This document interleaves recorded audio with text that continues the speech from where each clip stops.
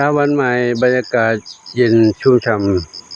ำหลังฝนตกผ่านไปเดินผ่านมาตัวนี้สวนการเกษตรตอนนี้ปลูกกระเจี๊ยบเขียวแล้วก็มะพร้าวมะม่วงกล้วยมะขามที่น่าสนใจคือตรงนี้มะนาว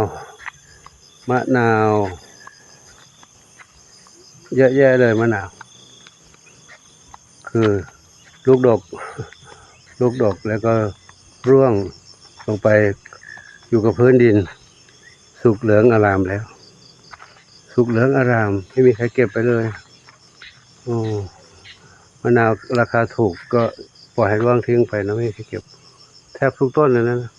ท่านนู้นก็มีท่านนี้ก็มีเยอะแยะเลยนี่แม่ค้าที่เขาขายอาหารที่ต้องใช้ส้มมะขามเช่น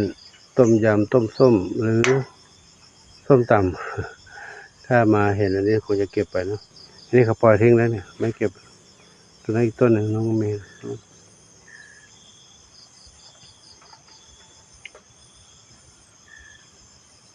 ถ้าราคาดีก็จะแย่งกันเก็บแย่งกันขายราคาเยอะราคาผลผลิตออกมาเยอะราคาถูกมาเก็บมาส่งก็ไม่ทันไม่คุ้มค่าปล่อยทิ้งไปดีกว่าทิ้งเสียหายเยอะเลยน่าเสียดายเนาะคนที่ทำน้ำมะนาวขายปั่นมะนาวปั่นอันนี้ก็ใช้ได้นี่นะถ้าเป็น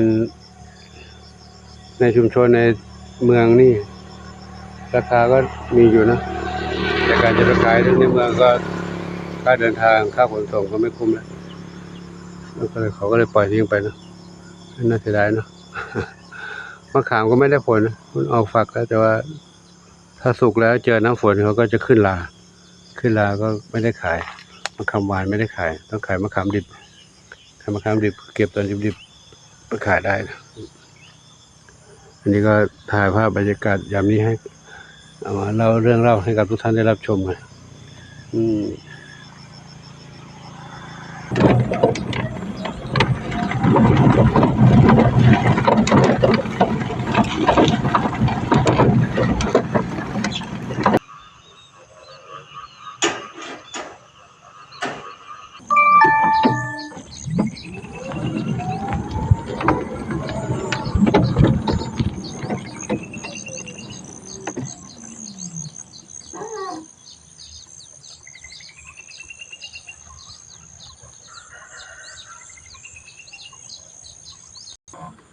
เข้ามาถึงวัดแล้ว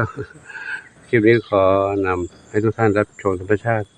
อย่างเช้าๆไว้เพียงเท่านี้นะขออนุโมทนาสาธุกับทุกท่านที่รับชมขออวยพรให้ทุกท่านพบความสุขความเจริญความทุกข์กายทุกใจ